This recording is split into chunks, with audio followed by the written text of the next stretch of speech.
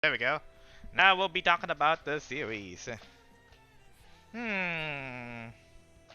Well, first thoughts of the series. Season 1, this is actually my first time playing Telltales game, and yeah, let's just say it's so scripted, guys. And in the end, I don't know what to say. Let's just say I was hoping there were more choices in the matter of, like, I don't know, saving people. It just didn't feel right in the end. So let's talk about the mechanics of the game and then the story of the game, and then we'll mob about spoilers. Okay. First things first, yeah, the mechanics of the game is a point and click. It's made by Telltales. I've actually watched a lot of Telltale series, but the one thing I did never watch is The Walking Dead because I'm not in The Walking Dead, so no spoilers for me. I played the game with no idea on how to finish it. And no idea where the story will go. So we're introduced to this character Lee, who is a convicted felon who murdered a senator who had an affair with his wife, and he basically tossed everything. And in the beginning of the game, it was like he is going to jail, and then the apocalypse happened with the walkers, zombies, or should I say walkers? By the way, here is a little bit Easter egg to you guys. The word zombies, undead, and horde does not exist in the Walking Dead franchise, as are any apocalypse games that is, what that resembles zombie apocalypse. Nothing. So this is then the word zombies does not exist in their world, so they don't know what these plagues are or anything like that. So it was completely different compared to mm, any of the other stories like Resident Evil, which they know what zombies look like and what they mean. I don't know if I should keep playing these soundtracks. That's a bad idea, guys. Bad idea. Let's go with let's play songs that are legitly DMCA. Avoid DMCA. Okay, back to the review. So yeah, that's a cool, cool Easter egg. I've never read the light novel and the comics, so yeah. So their world doesn't know that zombies exist, and now that zombies exist in their world, they don't have any information on how to defeat them. That's a cool twist. So the word zombies don't exist. That's why they're called walkers or geeks or muertos. I like what Molly said. Spoilers. That she called them geeks. That's just rude, guys. You don't call people like us geeks, okay? When you think about it, I am more of a geek than a nerd. So yeah. And the end of the day, when that happens, he Lee, the protagonist, meets with Clementine, the sporting second protagonist, who is hiding in a tree, and now they have partnered up, just like in every zombie game or apocalypse game. It needs to be like, oh, there's an adult old man who's gonna be partnered up with either a little girl or a little boy. That's the mechanics now. That's the formula, as we know in The Last of Us, Resident Evil. Which one? Which Resident Evil was that with the other lady? Yeah, I forgot. Resident Evil franchise. What else? God of War franchise. Like that's the mechanic now. I don't know which came first, this one or those games. I think this one. Then they copied it and perfected it. So in short, now those two are partnered up with the other surviving members of the first weeks of the apocalypse, first month of the apocalypse, to survive and adapt to this new world ruled by zombies and bad guys. I mean, not zombies, walkers. Walkers.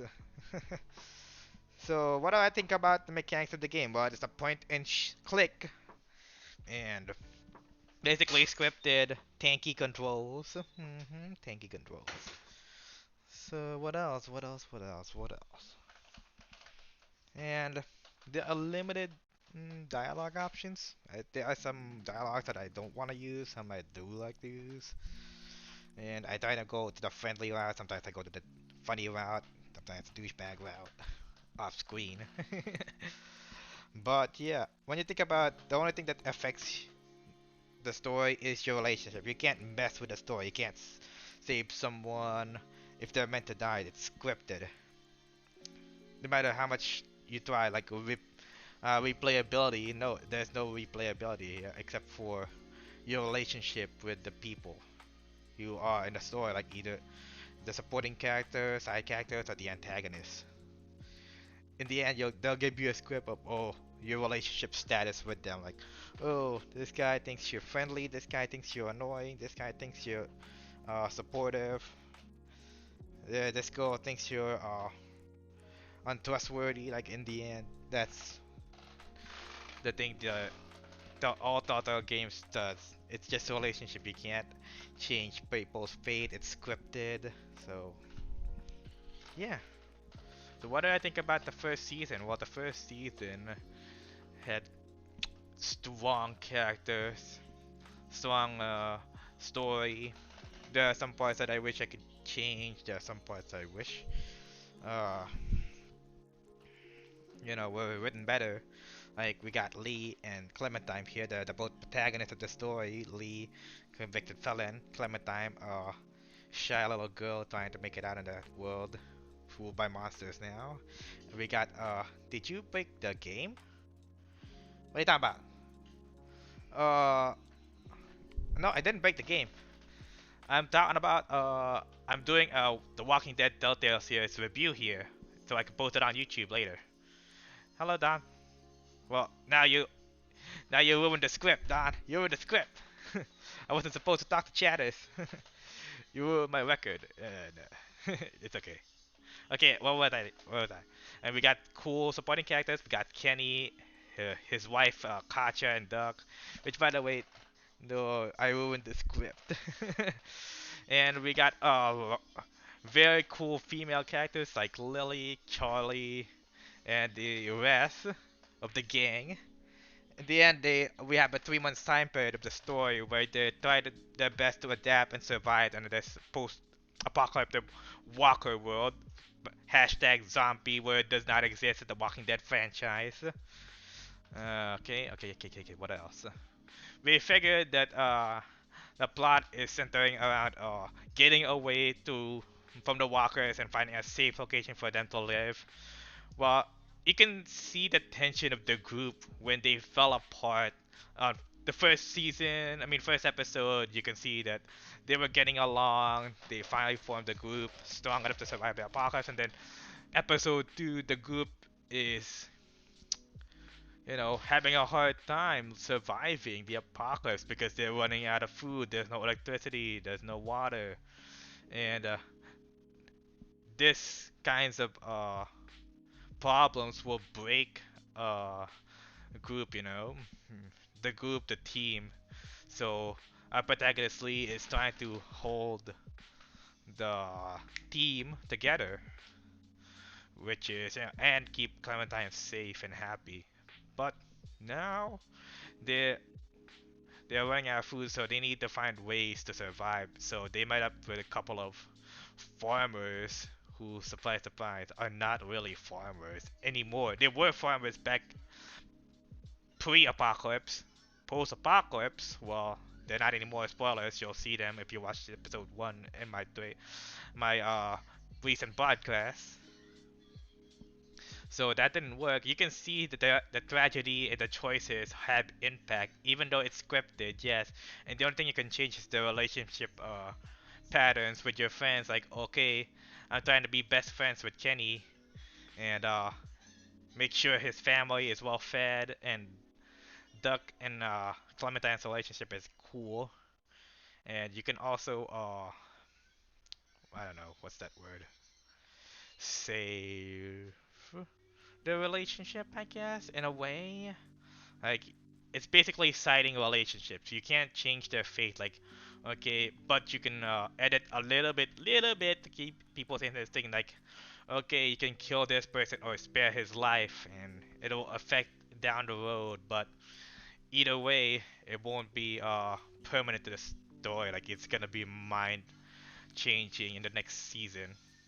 But yeah, it's basically if you Telltales is basically what if you can create your own personal visual novel with small alterations.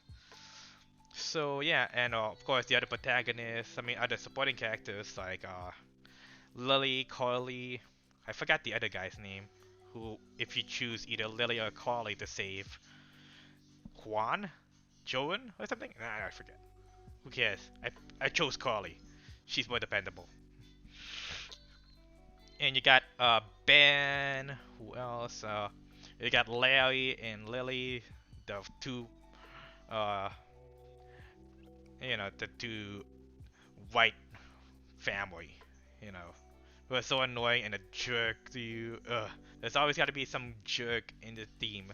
I mean, the group. It doesn't feel right if there's always a person who's agreeing to you. And after that, season 3, yeah, they were able to fend off the dairy farmers, and now they hashtags took, depending on Lee's choices, if you want to side with the group taking uh, the food or not taking the group. It's either way. They in the end they took the food.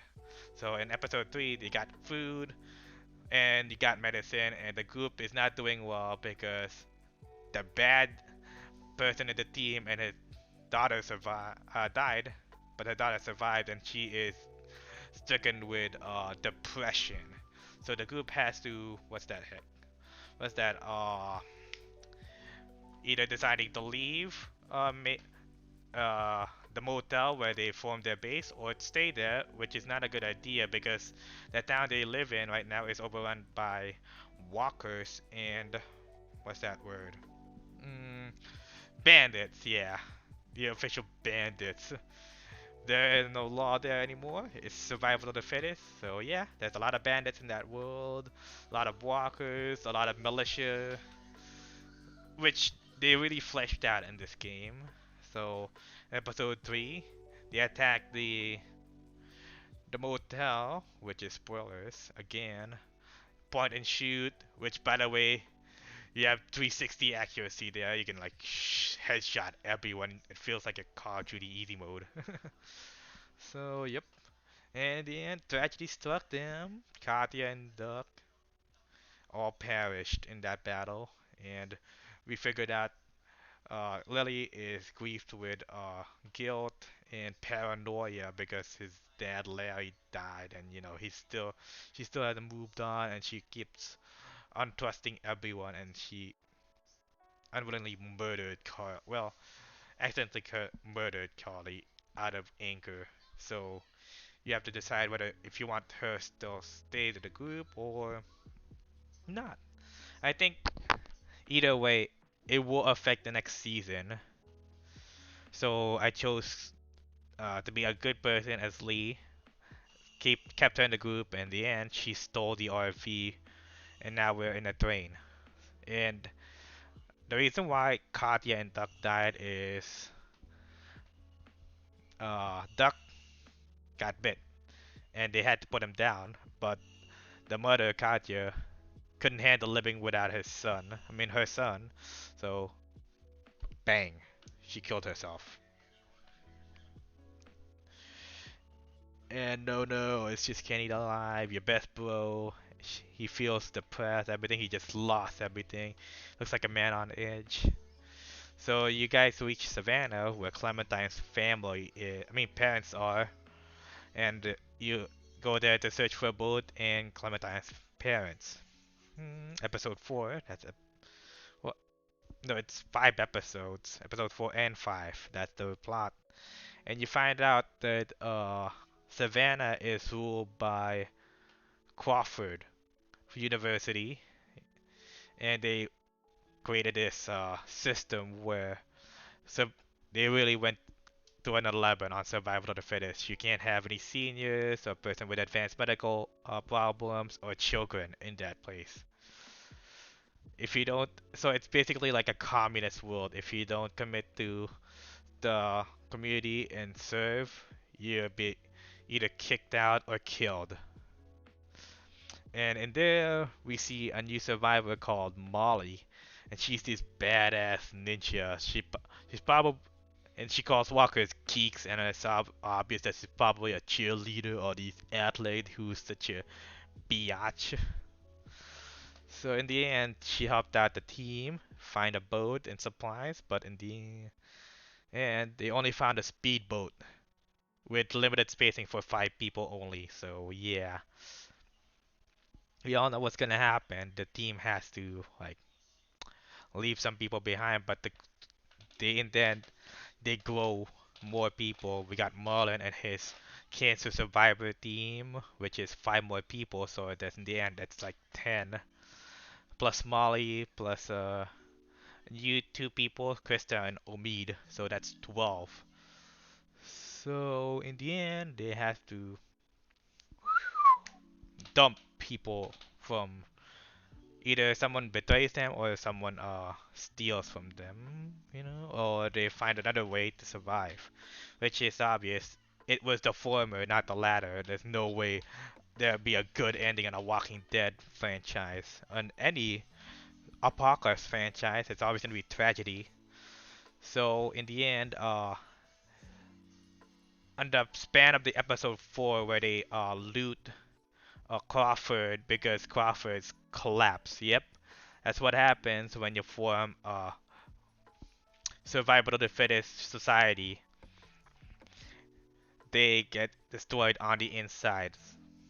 So when they went to Crawford University, it's actually infested with a lot of zombies already. They collapsed. So yeah, that's not a good idea. So it was actually a blessing in disguise for them because Crawford is now abandoned. There's no one alive, so they can steal the supplies needed for the boat. It's medicine, a battery, and some what else? Fuel. So now the group has a working boat. What else? Yeah, we learned the backstory of Molly. She used to be part of Crawford, and she had a sister who's 14 years old named I don't know, and she left Crawford because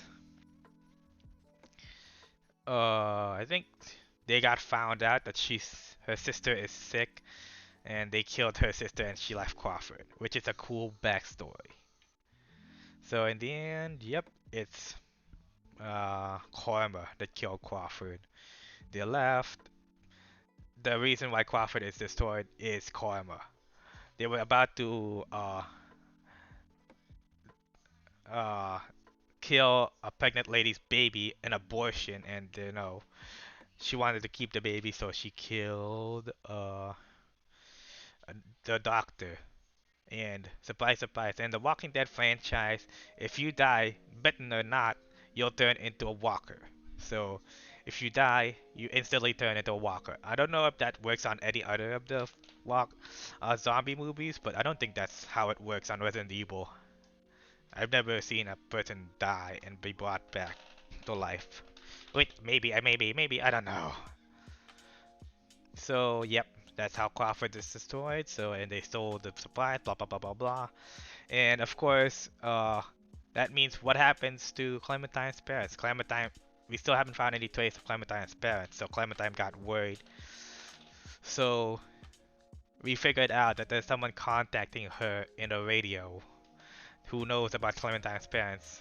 So Clementine left the group to find her parents, which drove Lee, the protagonist, to search for her in the entire savannah and got himself bitten by a dog walker. So, yep, that strategy right there. So the group uh, went on an all-out search on Savannah to find Clementine with Lee's limited life because he's now infected. and slowly turning into Walker. So in the end, we found the guy who is contacting Clementine through the radio is actually a creep. I mean, what's that word? Widowed father, whose her child and wife died on episode 2. Remember when they found a supply full of a car full of supplies? He was actually the owner of that car, and his wife, his son, got killed in a hunting party, and then the wife who couldn't handle it. So when they lost the food and supplies, the wife committed suicide. So the husband was out for revenge for Lee and his group for stealing the food. So he stole Clementine and has decided to raise Clementine himself because he deems Lee and his group unfit because they're murderers. Which is a surprise. How did that guy get to Savannah that fast? Which has plot holes. I don't know. If they were he was shadowing Lee and the group from behind. So that is a big plot hole from my opinion. Like how did that guy get to Savannah as faster than Lee and the group did? Hello Zerev. Sorry, I'm doing a review right now on the Walking Dead Telltale series. Shh. Okay. So in the end, yes. Uh, they just uh, so he decided to trust this person, and but surprise, surprise, this guy's total creep. He beheaded his wife's zombie walker form. It's all just a head in a basket. Oh my god. So when that thing creeped out Lee, he decided they needed to either kill uh, and escape that guy. And they did. And they figured out that they can disguise their scent with Walker's blood and guts. And they were able to walk out of the building uh, against a herd of walkers because the word horde, zombies, and undead does not exist in the Walking Dead franchise. So a herd of zombies. Weird calling a herd of walkers when we're used to saying the word horde of zombies. So yeah, and we see that Lee is slowly turning into a walker because he got infected, and Clementine is either left with a choice to either kill Lee or leave Lee to turn. And my initial choice is I really wanted Clementine to remain as human as possible, so I chose to leave Lee, and I cried. I cried, guys. I really did. It was a sad moment that Clementine died. I mean, Lee died, and I think I locked and The Walking Dead season one won a what's that word? Uh, award under Game of the Awards season, and yeah, if I give the rating of episode season one of The Walking Dead Telltales, it will be 8 out of 10. It has some issues with the script, and I hated that it is so linear, and I couldn't, and I have to pick choices of not saving both, but just one person, and and it's not really replayability. It doesn't feel like okay, you want to replay it and do a different dialogue option, and you'll see something different. Nope. We'll see that on every season as well. It's not replayability.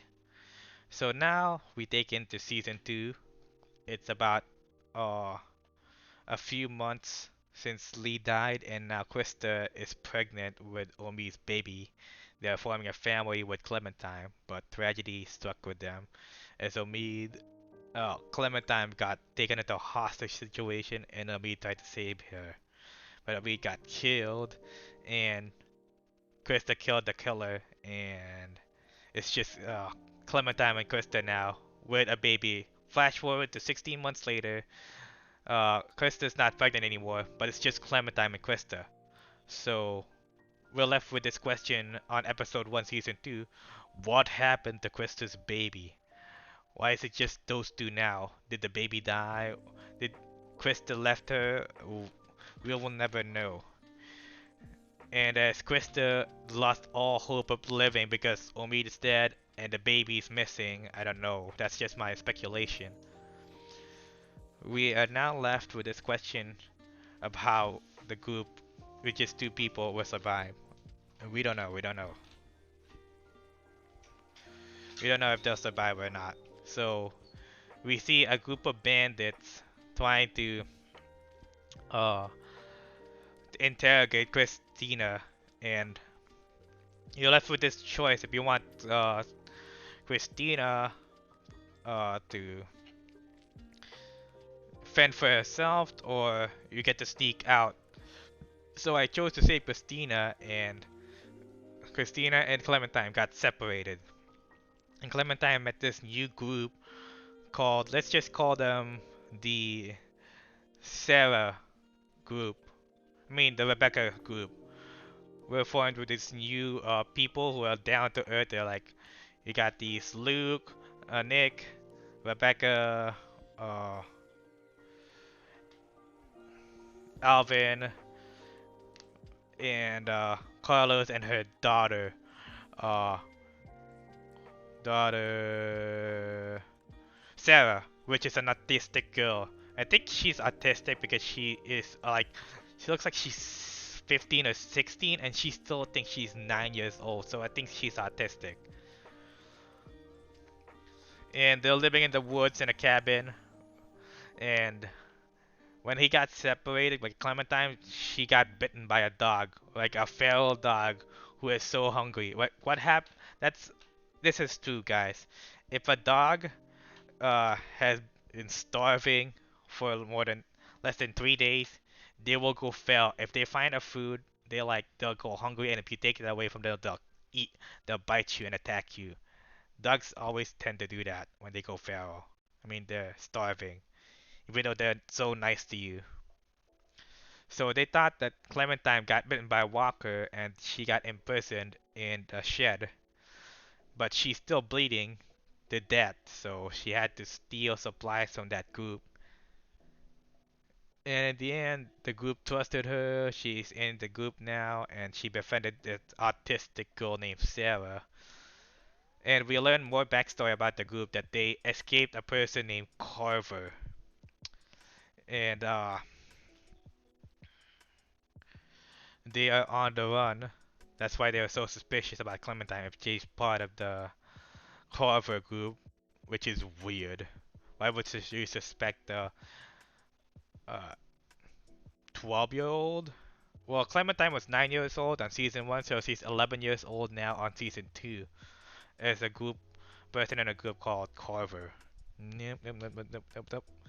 So in episode 2, they were now hiding on the run of this bad guy called Carver, which is, by the way, is an awesome antagonist. You'll see why. Uh, and I really, really saw potential with that autistic girl Sarah, but she was so annoying. And everything she does is just, I don't know, is getting in the way of the group. So they had to run away from Carver and go up into the mountains, get as far away from him as possible, and they officially made Clementine part of the group. So once we get to the mountains, we see a ski resort, and that's where the group is gonna hide when suddenly there was a person, a stranger, in uh, protecting the bridge to the to the train station next to the ski resort. And Nick killed that person, like by accident. Nah. Well, we before that there was Nick's father. They were checking for traps on the river for fishing, and we see Carver's man got killed. By I think walkers or something. Wait, no, probably a rival group. And we see them. And Nick's father got killed. I mean, but that's why Nick was so suspicious about the person on the bridge. And yeah, in the end, I don't feel connected to these people at all, except for Rebecca and Alvin, and you'll know why. And Luke, of course, Luke. But Sarah, I felt so much potential, and I just didn't like that girl in the end. We see in episode 2 that in the ski resort that Kenny lived. Kenny survived. That's why I love Kenny on season 1, even though he lost everything. They developed his character, fleshed out his character so much. And we see there like two people reunited. Clementine and Kenny got back. Yay! Yay! So yeah, they stayed for the night there on the ski resort, and they figured out that the person that Nick killed was actually friends with the ski Kenny and the ski resort people. Walter. Yikes! So the group got into a fight with Nick. Of course, you killed my best friend before the apocalypse. Of course, that would cause drama. And of course, I chose the route where Nick apologizes to Walter and Walter saves him, so we could still get to see Nick alive. And we figured out that Bonnie from the DLC of Season 1 is returned and she works for Carver. They attack the ski resort and Clementine had to give up just to save Carlos, Sarah's the autistic Sarah's father, and the group. And in episode 3, they were captured and taken to a house, which is a supply depot, like up, yeah, just like a supply depot. And they were forming this order group where Carver is in charge, and it's militaristic. Like you got forced labor society, where Clementine and the group is now forced labor and hashtag Carver and Rebecca were actually a thing before Rebecca and Alvin hates. I mean Carver hates. Whoops, one day.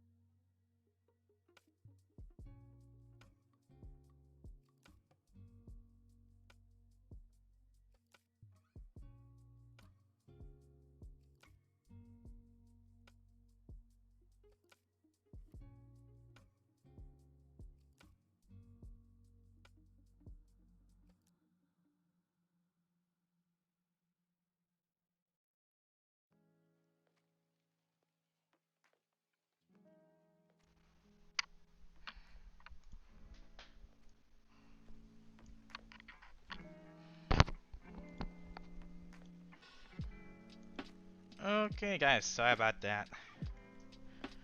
Well, where was I? On episode 3, yeah.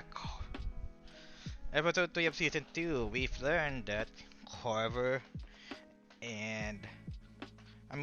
Rebecca had an affair with, Alvin against Carver's wishes, and yeah, that tore the group apart, and wi- after that, Carver became strict to the house people. Well, that's what the supply depot location was named, and he became strict. So that's the reason why they were running away from Carver. It's because of that situation and how much of a monster Carver has become after that. And after we get to that scenario, we meet a new character, a couple of new characters called Jane, this female badass. Uh, who else? Who's that guy again? Uh, I think his name is Jake. Yeah, his name is Jake. A cool buff guy, African American, and we get a character from a DLC from season 1 called Bonnie, who is actually part of Carver's team. I don't know how she suddenly became a bad guy in the DLC, which she was a good guy, and how she fell into that bad crowd. And we learned that actually figured out at season 1, episode 1. The person that killed Omid was actually a supporting character from that DLC of season 1, which is a nice reference to season 1. So back to season 3, they were figuring out a way to escape. Episode 3, they were figuring out a way to escape Corvus Complex and run away again. So they sided with Bonnie and Luke, who was outside the perimeter, to find a way to create a distraction for Carver and his men. So they used the herd of zombies and lured them in, and they used the trick from season 1 to cover themselves with walker guts to stealthily sneak away from the complex. It would have worked if not for Carlos, the Sarah's autistic father. The autistic Sarah's father got bitten and Sarah just lost it. Of course, she's an autistic girl. She's like a nine, a 16-year-old trapped in a 9-year-old's mind, and it's not a good idea. So she just screamed and panicked, and all the walkers figured out they were trying to escape. They were not other walkers. They're humans. So everything fell apart. Kenny's new lover, uh, Sarita, an Indian woman, got bitten in the crowd, and you were left with this choice whether to chop Sarita's arm off or chop the walker's head in half. And yeah, here again, I've been left with a script decision. You can't save anyone in either way. So if you chopped Sarita's arm off, she screams in pain and she got bitten by more walkers and she dies in that parking lot. Or if you just chop the walker's head, Sarita lives for a few hours but then dies because she's about to turn into a zombie. To a walker. Yeah, and I hate that so linear story that there's no replayability at all. It's just your relationship with others that will be affected in the end. If you were nice to them, if you were mean to them, if you were antagonistic to them. So moving to episode 4, the whole group died. Alvin died, sacrificing his life to for Clementine to escape the office. Who else died? Carlos, because he's not a good stealth guy. Who else died? Nick, who actually died in a trailer park. Well, you can either get him killed in episode 2 or episode 4. In episode 4, he died because he tried to escape the trailer park and tried to find help, but in the end, the herd caught up to him and you had to kill him. So what else? What else? What else? What else? What else? Why am I in this section? I forgot about that. What else? What else? Okay. Well, Sarah, the autistic girl, just couldn't handle her dad being dead. She was so useless. She showed potential at episode 1 when she tried to play with that gun. By the end, boop. It was better.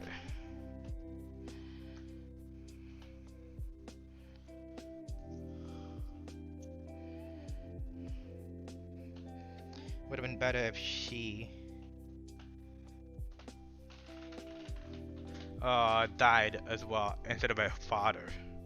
But yeah, she was gonna die either way in the trailer park or in a different location, which is, I said again, the scripted events. You can't save everyone. You have to follow the script of the story.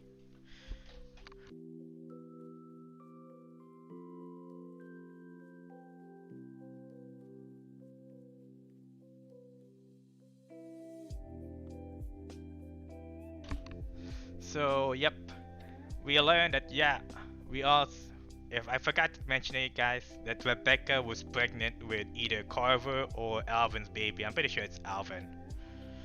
So, in episode 3, they were trying to figure, she is 9 months pregnant and she's about to give birth. So, the objective of episode 4 is to find a place for Rebecca to give birth to the child. And, of course, Kenny is on the edge again, like in episode 1, and he is the only one who can perform birth on Rebecca's baby. And of course, sound attracts the walkers, so they had to find a secure place for the baby to give birth. I mean, Rebecca to give birth to the baby, but of course, nope. There's no such thing as a safe place on The Walking Dead. So the zombies got attracted by the noise, and we had this awesome ending about them trying to hold the line, Clementine and the friends trying to hold the line while Rebecca's giving birth, and that's how Sarah died. She is this autistic girl who's just afraid of everything. She fell down to the pit of herd of zombies, and you can't save her. And yeah, that's what I told you guys. The death was underwhelmed. It could have been better if she would grown up a little bit, and then she got killed when people started to like her. So in episode 4, they need to find a safe place for the baby, which they called AJ, Alvin Jr., as you can see on the other right, the upper, my, your right, my left of this screen right here. And to go so she can be he can be raised and grow up properly. So the group is traveling to Wellington. But in the end, Kenny, being unstable and on the edge, is trying to tear the group apart, even by accident, because the group doesn't agree with him for some reason, because she's so mentally mean to everyone. So in the end of the episode 4, Rebecca, with the loss of blood and stress, dies and turns into a zombie. So yikes, we had to kill her, and AJ is now left with as an orphan of the apocalypse. So in episode 5, we are in a scene where Clementine and the group is being mugged by a Russian disabled person named Arvo, which, by the way, it's a total antagonist, not just Carver.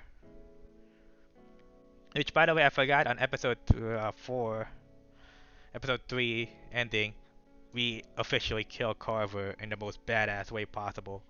Kenny killing him. That's why he left on the edge, and people don't trust him. And also, what else? What else? What else? What else? What else? What else? What else? Oh yeah. In episode 4, I forgot the reason what Arbor was introduced. Arbor was introduced because he was smuggling medicine for his sick sister. But in episode 5, Argo come back with his Bratva group, yeah, a group of Russians, and he tries to pin the stolen medicine to the Clementine's group, to his friends, so he can, as a scapegoat, that he was the one who stole the medicine and not Clementine and friends. So he was a total jerk and asshole. And then when his sister got killed by in the gunfire, she's he still blames Clementine's group. But by the way, it's his fault if he didn't steal the medicine and if he didn't tell his group about Clementine's group, and his sister would still be alive. He is a total monster in episode 5, and he tore the group apart because Jake just couldn't handle Kenny beating him up, which, by the way, Arvo deserves every punch. So in the end, Luke, the only survivor of the Rebecca group, in episode 5, got killed, sacrificing himself on a lake, frozen lake, and you couldn't save him at all.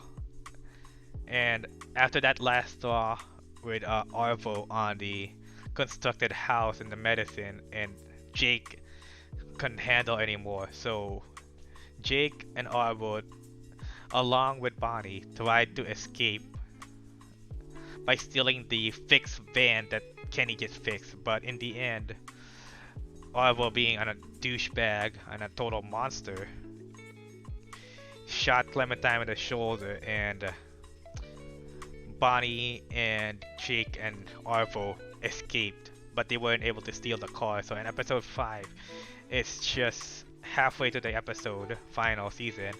It's just Clementine, AJ, Jane, and Kenny now that survived. Which, by the way, Jane is a badass. She taught Clementine a leg sweep move that can be able to stun zombies. I mean, walkers.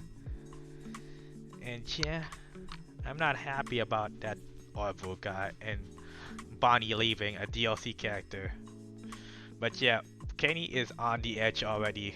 Not just he didn't just lose another lover. He just lost another group, so he's really on the edge. You see him, Jane and Kenny are arguing about what's the right decision for AJ and Clementine, and Jane wanted to go back to the house now that it's been deserted and collects the supplies that were left behind. And of course, Kenny still looking for Wellington in the north, which Jane disapproves because Wellington could be just a myth and it doesn't exist. So they got into an argument, they ran into some walkers, and Jane had this stupid idea of showing that Kenny is unstable by pretending that AJ is dead and hiding him. Oh my god, which was a stupid idea. She didn't even tell halfway to the story that, oh, AJ's alive. But no, she wanted uh, to either die or Clementine to shoot Kenny. So either in this dip. So I chose the Kenny version where I didn't kill Kenny. I left I let Jane die. Which either way, you can either choose to stay with Kenny or to stay with Jane or to live alone. Which the best, I think the true ending of season 2 is the Kenny route. Which I chose to stay with Kenny. I didn't choose to stay at Wellington. I chose to stay at Kenny. So at season 3, we picked up with a new protagonist called Javier Garcia, who was an ex-baseball player that got banned, lifetime banned, and is now an uncle to Gabe uh, Garcia and to Mariana Garcia, and her sister-in-law Kate, which I don't know her last name. Of course, she's married to a brother called David Garcia, so she's probably Kate Garcia by law now. And they survived the apocalypse, and they are now I think the timeline is 2 years later, so Clementine is probably 13 years old now in season 3. And we see here it's a messed up story. It about David's and Javi. And I can say I don't want to keep the review being pulled on too long. So a short story. They're reunited, David and Javi, but the story is that they is a bad community called the New Frontier, and they try to raid other not peaceful communities. And Clementine used to be a part of them after either Kenny or Jane died, but they laughed because Clementine laughed because they stole AJ away from her. So he's now joined up with Hobby and friends, and as they try to change the New Frontier, you either get to there are multiple endings in the story, and Hobby is the protagonist, and Clementine is the second protagonist. You can only play her on flashback stories, which, by the way, I got the bad ending for him. I got I got David and Gabe alive, and Kate is dead. I killed Kate, which, by the way, is an awful protagonist. I mean, awful love relationship for Hobby. I mean, she is married to your brother. She's your sister-in-law, and you fell in love with her, and I don't like it. And I tried to tear them apart. So, long story short, I give that season 1 a 9 out of 10, season 2 probably another 9 out of 10, and season 3 7 out of 10. Story is, in the end, Clementine figured out that AJ is alive and he's living fort, uh, in a fort, whatever, I forgot the name. And on season, and she sets out to retrieve AJ. Okay, so episode 3 is a 7 out of 10. I think Hobby is a strong protagonist. I liked him in the end, and he's funny. And it's just the plot of the story that is weak and annoying. The brother tries to be a total douchebag. The the love interest Kate is a total cheater. Gabe is annoying. Mariana got killed on episode 1 easily, which is a spoiler. And the antagonist is completely weak.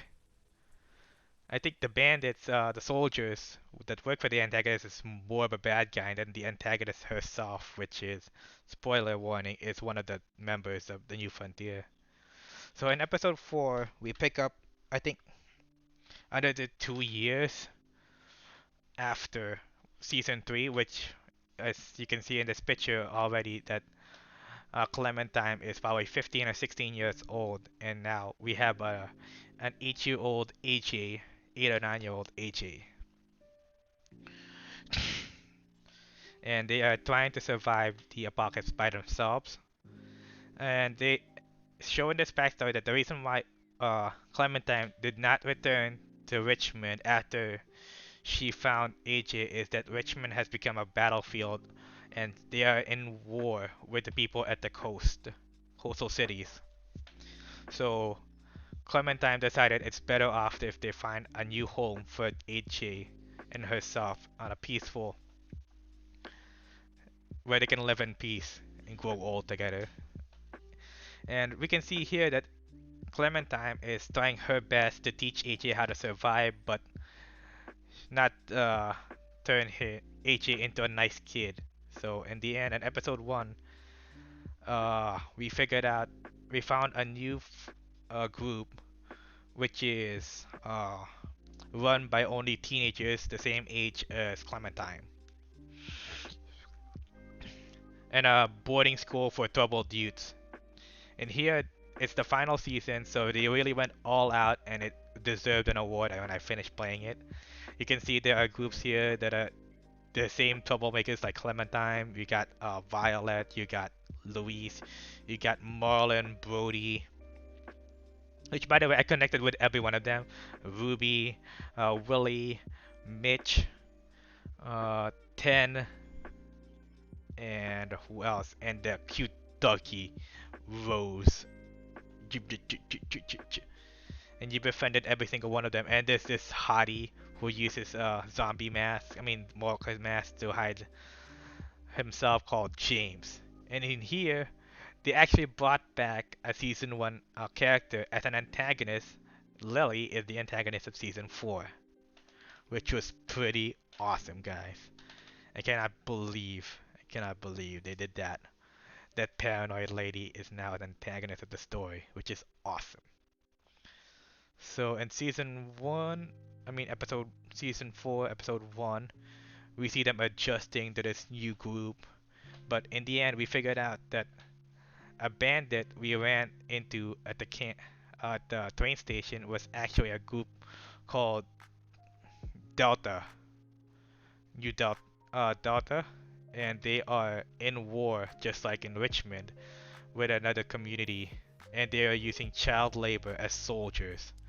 And that Marlon, the leader of the group of uh Erickson boarding school, which is Clementine's new group, is actually gonna trade Clementine and AJ as new soldiers for Delta, which we figured out that Delta is run by Lily. Wow.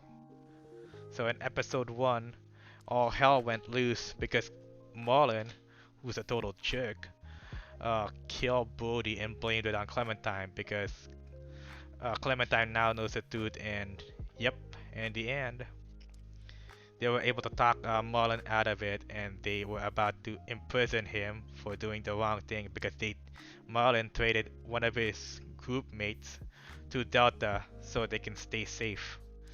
Now they're gonna do the same thing with Clementine and AJ, but they were able to talk Marlon out of it.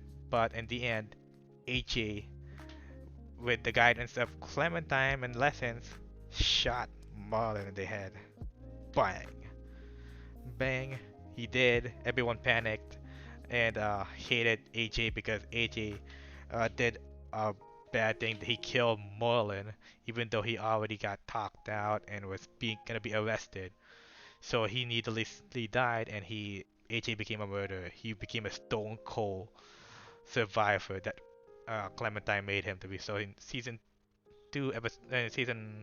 4, episode 2, we see that the impact that we need to choose to AJ if he wants to be either justified or be called a murderer, which I chose that he be murder and he need to be atoned for his sins. And we see that AJ is a strong character compared to Clementine when he was on season 1. That he is not gonna hesitate to kill people, and he's this troublemaker brat, just like that was hinted on season 3. And you go attached to these people in season 4. Like I like Rose because she is a nice, and she's the medic in the team. We got Mitch, who's a kind of a jerk, but he's good with explosives. And we see Willie here, his stooge, same thing, but he's like this goofy kid from Louisiana. And we see here in episode 2, you can actually romance either Louise, who's the male or romance option, and Violet, who's the female romance option. I went with Louise. He was a nice guy. So in the end, we prepared for Lily's attack on episode 2, and he, in the end, he killed Mitch. They captured Omar and Asim, and either if you chose Violet or Louise, so I went with Louise because he's my romance option. So in episode 3, we are trying to find ways to retrieve our lost friends who were captured, and we learned that Tennessee's sister, who was sold off by Marlon and given to Lily, Minnie, was alive, and Sophie died in the war. And so, yeah, learned that they were captured in a riverboat, and they have to find a way to break them out. And we see here a lot of character progression they parodied before the riverboat infiltration, and they used James Walker as a distraction, which was a cool way to do a rescue mission. It was pretty amazing, and we see a backstory in the party about either Violet and uh, Lewis, and I saw Lewis's backstory was wow dark. That guy deserves to be in a boarding school for troubled youths. I don't know about Violet's story, but maybe it's equally dangerous as well. And we see there, and once we see more backstory about Lily after we get to the boat scene, that the reason why Lily became this dark, and Minnie actually, spoiler, killed her own sister Soapy because she got brainwashed and radicalized by Dada and Lily. So in episode 3, we are still making sure that mm, AJ is sane and nice person, and we're trying to get out. So in episode 3 ending, we are given a choice to either kill Lily or uh, hand over the gun and spare her. Which, by the way, I spared Lily and they killed James. Lily killed James. Oh my god. And in episode 4, we see the the plan went haywire and they escaped the boat and Lily left, just like how she left episode 1 group with Lee and the team. She is in it to survive on herself, and we left her feeling pitied. Like Clementine pitied her because yeah, Lily killed the wrong person. She's abandoning her friends and just to survive. And we see Minnie, Ten's sister, and the rest of the group of Delta being eaten by walkers. And Violet got blinded, and the team separated. It was just HA and 10 and Clementine in a cave. And if I heard, if you killed Lily, James survives, and so that sucks. And I trusted HA to make the right decision instead of not trusting him. So we meet up outside the cave where we found Lois, and Lois decided to build a tree house with Clementine and rebuild a school. And we see a decrepit bridge, and we found that Minnie still not is almost a zombie, and he wants to kill Ten and turn him into a zombie too, which we didn't allow. Ten uh hesitated and wanted to join Lily, but the Lois doesn't want to, and we left AJ in charge. So AJ killed Ten. Spoiler. And yeah, they got separated again. It's just 10. 10 got killed. Lewis got separated from the group, so it's just AJ and Clementine.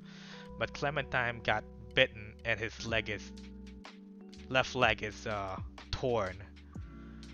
So AJ hid in the barn where AJ and Clementine hid in the barn where James lives, and yeah, AJ was forced with a decision to either chop Clementine's leg off or run away. So yeah, we get this after credit scene with AJ as the protagonist now, and Clementine survived with Louis, and she runs to school now. But of course, her leg is cut in half.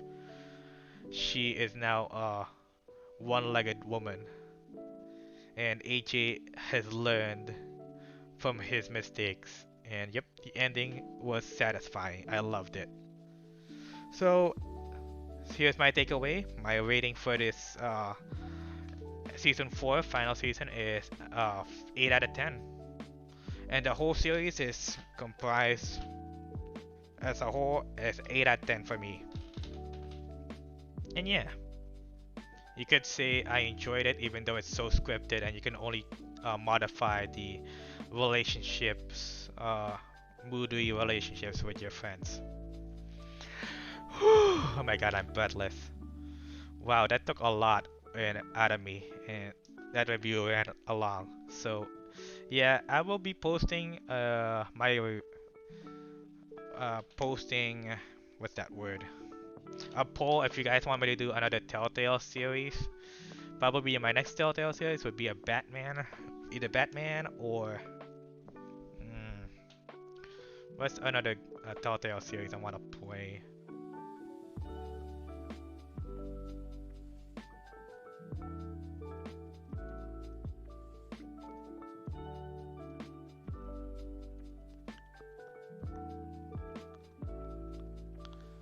We'll see.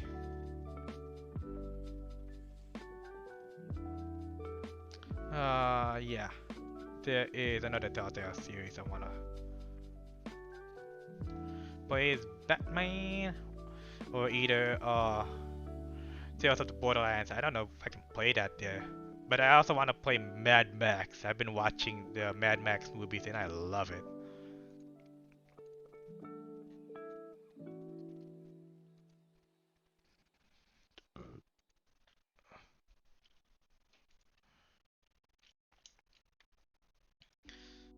So yeah, that's my rating of the story.